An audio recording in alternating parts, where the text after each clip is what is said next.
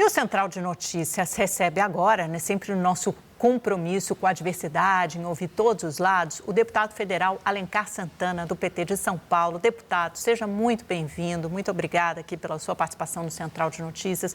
Eu acho que eu vou pegar essa última observação aí do deputado Luiz Lima, do Novo, do Rio de Janeiro, o senhor deve ter ouvido, que é sobre esse tiro no pé, como ele classifica esse desfile da Acadêmicos de Niterói. Agora, falando do ponto de vista político, deixando o jurídico um pouquinho de lado, daqui a pouco a gente aborda esse aspecto, mas falando do ponto de vista estritamente político. Qual foi o saldo desse desfile? Trouxe mais dor de cabeça para o PT, até porque não se fala em outra coisa nas redes sociais e a população fica muito dividida, uns criticando, outros elogiando e exaltando, e ainda tem a dor de cabeça jurídica, com certeza, com essas várias ações e representações da oposição. O que fica de saldo aí entre ônus e bônus desse desfile? Deputado, bem-vindo. O saldo, sem dúvida alguma, é positivo, Amanda. A cumprimento também a Natália, todos aí do SBT, é um prazer estar com vocês. Ora, o saldo que fica é que provavelmente a oposição deve estar com inveja, porque ela não tem um presidente, um líder, o fundador do seu partido homenageado por uma escola de samba. Aliás, não é a primeira vez que o Lula é homenageado. Né? Se pegar o contexto, o samba enredo da Gaviões de 2012, aliás, tive a oportunidade de desfilar naquela ocasião, também o presidente ali teve homenagens. Então, o presidente Lula é uma figura ímpar, reconhecida no mundo inteiro, tem uma história linda de superação, de luta, de resistência, de muita batalha, e que provou que é possível governar, mais do que isso, que é possível o pobre chegar e governar para aqueles que mais precisam. E depois de passar um tempo na prisão, voltou à presidência da República. O Lula é um improvável, né? Mas ele deu certo e está provando que é possível. Essa é a grande mensagem da história do Lula. É possível o pobre chegar, é possível o pobre governar, é possível se fazer política para quem mais precisa inverter na pirâmide. Então, provavelmente, a oposição deve estar chateada, porque se fosse cantar um samba enredo do presidente que eles veneram, seria só crítica. Afinal de contas, durante a Covid, foram mais de 700 mil mortes no Brasil. E lembrando que o presidente que eles veneram, que está preso, disse em 2022 que se ele pudesse, fosse vontade própria, ele acabaria com o carnaval. E o que demonstra com a presença do Lula pela quarta vez na apoteose no Rio de Janeiro. Pela quarta vez. 2003, primeiro ano do seu mandato. 2004, segundo ano do seu mandato. 2010, último ano do seu mandato. Lembrando que a presidenta Dilma esteve em 2011. Depois que entraram Temer e Bolsonaro, nenhum presidente da República foi ao Carnaval do Rio de Janeiro. Mas o Lula não foi só ao Rio de Janeiro, ele foi em Pernambuco, convidado tanto pelo prefeito João Campos como pela governadora Raquel Lira. Ele teve também na Bahia, convidado pelo governador Jerônimo. Teve no Rio de Janeiro, convidado pelo prefeito Paes. Ele só não veio em São Paulo porque nem o Nunes nem o Tarcísio convidaram. Mas eles também estiveram no Carnaval. O Estado de São Paulo e a Prefeitura de São Paulo colocou dinheiro no Carnaval paulista. São Paulo colocou mais de 600 milhões à capital. O Rio de Janeiro, capital governado pelo Paes, também colocou dinheiro. O que será candidato, tudo indica, a governador. O governo do estado colocou do Rio de Janeiro 77 milhões no Carnaval Carioca. E por que ele colocou dinheiro, o Cláudio Castro? Não é porque ele é candidato a senador. Não, porque ele sabe a importância disso para a economia carioca. Movimentou-se mais de 5 bilhões no Rio de Janeiro durante o Carnaval, assim como foi em São Paulo. Nós estamos dizendo de um evento onde o mundo inteiro olha para o Brasil devido à beleza, à cultura, à dança, à alegria, à magia do Carnaval, o samba, que é venerado, e mexe com aquela comunidade, com as comunidades, né? Então, o mundo inteiro vem para cá, bateu o recorde de turistas já vindo no Carnaval de outros países. Ora, e nós vamos condenar a ida de um presidente que valoriza a cultura e que vai pela quarta vez? Qual é o problema? Por que não se reclamou da presença do Lula no Carnaval de Recife? Por que não se reclamou da presença do Lula no Carnaval do Rio? Porque se o Lula é candidato e não pode no evento desse, por que o Cláudio Castro pode? Por que o governador Tarcísio pode? Por que o Paes pode? Ora, isso é choro de quem não tem quem homenagear. Aliás, a homenagem, se fosse ter pelos líderes deles, seria uma crítica muito forte, muito contundente, como a gente ouviu em blocos de carnaval, manifestação extremamente livre. O carnaval é criação, é criatividade, é cultura, é beleza. Então, Deputado. viva o carnaval, viva as escolas de samba, viva Acadêmicos de Niterói pela criatividade e a homenagem, e viva também ao presidente Lula, esse líder maravilhoso que eu tenho orgulho de me espelhar. Deputado, a nossa analista Natália Furê também tem uma pergunta para o senhor. Então, deputado, o senhor falou sobre o choro da oposição, e a oposição faz o papel dela até para rebater esses argumentos que o senhor trazia sobre o presidente ter feito um périplo no carnaval, mas a minha questão é a seguinte: o senhor acredita que o fato, de a AGU ter recomendado que os ministros não comparecessem lá, não desfilassem na Sapucaí, a primeira-dama Janja também decidindo de última hora não desfilar, isso esvazia essas ações e qualquer tipo de imbróglio jurídico quando o presidente Lula for registrar a chapa, a reeleição? E mais que isso, agora uma pergunta política sobre... Foi um teste também para mostrar para aquelas pessoas que estão questionando a idade do presidente de que ele está com a saúde a todo vapor, deputado? Olha, eu queria ter o pique dele e conseguir estar tanta madrugada no carnaval, viu? O presidente ali animado, né? Disposto, alegre, sambando, né? Pulando, axé na Bahia, enfim. O Galo da Madrugada em Pernambuco, lá em Recife, e no Carnaval Carioca, aí até 5 e pouco da manhã. Presidente com muita energia e vitalidade. Isso é muito bom para todo o país e para nós. Ora, eu acho que a AGU, ela foi prevenida demais. Eu, particularmente, não vi a necessidade disso. Eu pergunto, o Carnaval é um evento público, é um evento histórico. Houve algum privilégio para a Escola Acadêmicos de Niterói? Não.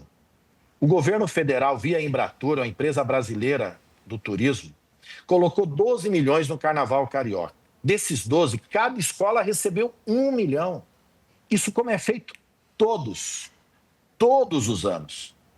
Mesmo pelos governos que falavam que não gostavam de Carnaval.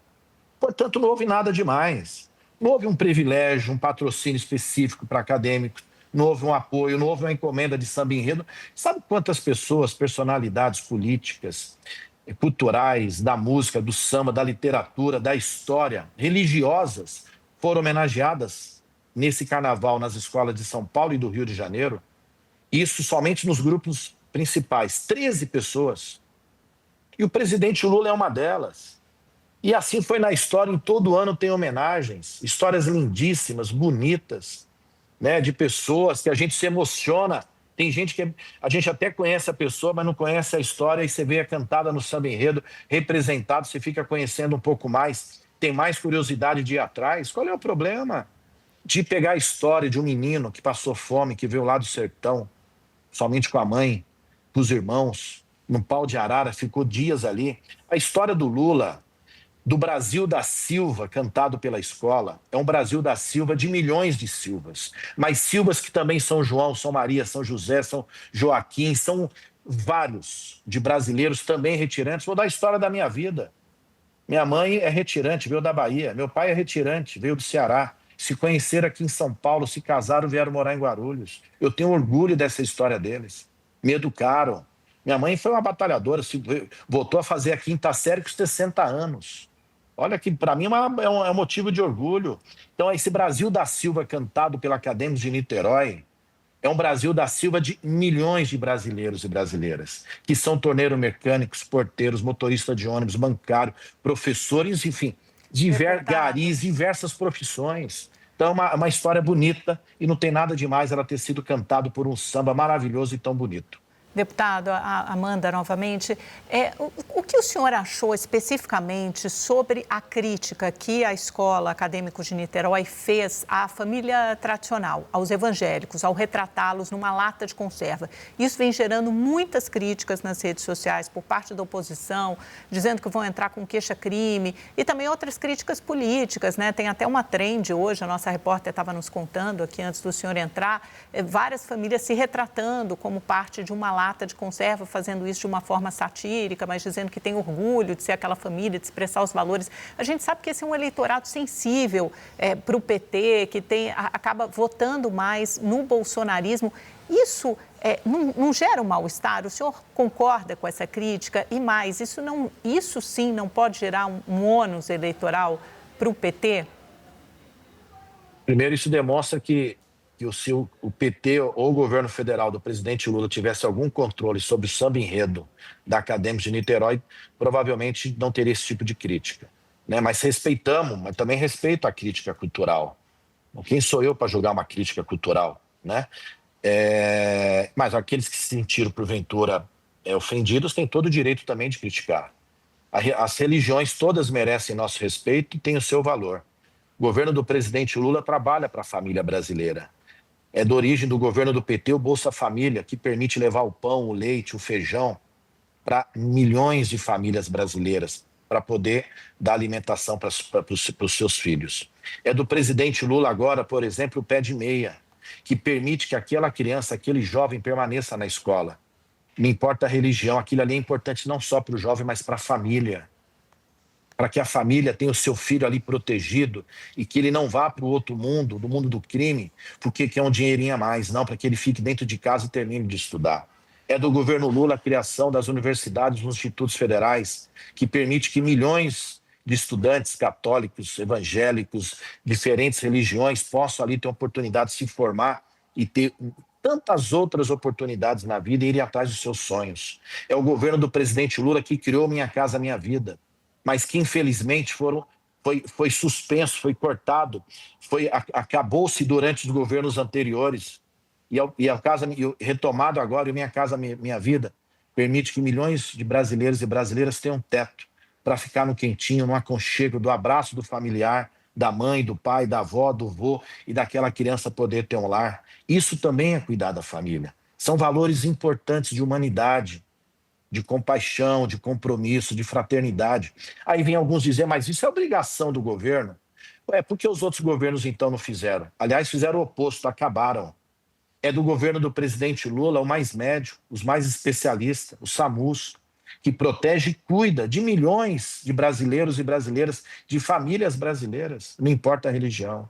Nós governamos para todos, mas, voltando, essa crítica que porventura, essa passagem que a escola fez demonstra claramente que nós não temos nada a ver com o samba-enredo. Mas não é por isso que nós vamos deixar de agradecer a homenagem que foi feita à história do presidente Lula. Deputado, mais uma pergunta rápida da Natália para a gente fechar a nossa entrevista. Então, deputado, hoje mais cedo conversando com alguns parlamentares daquela esquerda mais raiz, eles diziam sobre esse assunto da ala que atacou a família conservadora, de que o PT, que o presidente Lula quer fazer um debate também sobre isso nessa próxima campanha, rebatendo de que ser religioso, ser conservador não é disseminar ódio. Isso vai acontecer de fato na campanha e não é dobrar a aposta num público que é um público delicado para se dialogar em relação, né, ao Partido dos Trabalhadores. O Partido dos Trabalhadores andou se afastando do mundo evangélico? Primeiro, as linhas da campanha não foram tiradas ainda, não tem nem coordenação decidida, né? Isso vai ser um debate ao longo do partido. Agora, o Lula, como disse o samba-enredo, o amor venceu o medo, o amor venceu o ódio. Nós não somos da turma da arminha. Aliás, eu tenho um projeto de lei para tornar crime a apologia ao uso de arma. Porque que ensinamento eu passo a uma família, a uma criança, achar que a arma é símbolo de paz, de amor, de família? Que família é essa que tem arma dentro de casa? Para assustar quem? Para pessoas estarem matando pessoas? Homens matando suas esposas, companheiras, filhos? Como essa tragédia que ocorreu agora em Goiás? Um pai matar 2 filhos? Olha, que família é essa? Família significa proteção, amor, carinho.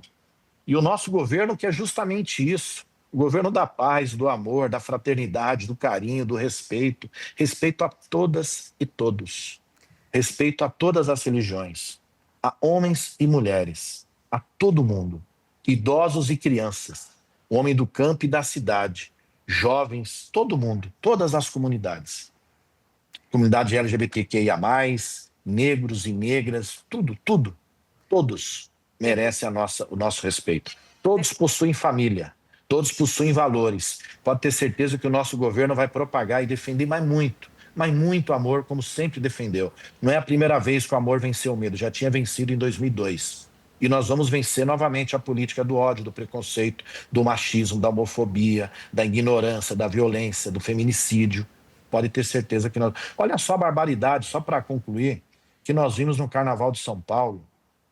Nós vimos um vendedor que teve ali todo o seu patrimônio estourado pela polícia, que teve ali, foi agredido, um homem que está ali trabalhando, levando sustento para sua família, que chorava, de ali de uma maneira, sabe, copiosa, porque para ele é o patrimônio dele. Eu já fui ambulante, eu sei o que é perder mercadoria duro, que é o que você tem ali. É a polícia. Que família é essa?